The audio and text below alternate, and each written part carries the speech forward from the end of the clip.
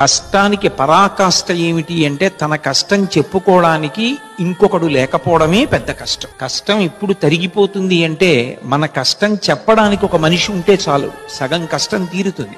రాముడికి రామాయణంలో కష్టం చెప్పుకోవడానికి చుట్టూ ఉన్నారు.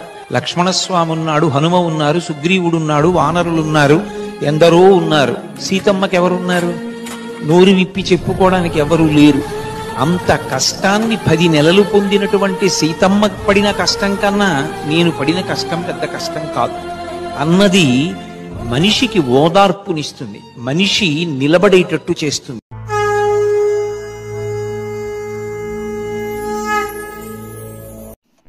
ఆదౌ రామ తపోవనాదిగమనం హత్వా మృగం కాంచనం వైదేహీ హరణం జటాయుమరణం సుగ్రీవ సంభాషణం వాలీ నిగ్రహణం సముద్రతరణం లంకాపురీదాహనం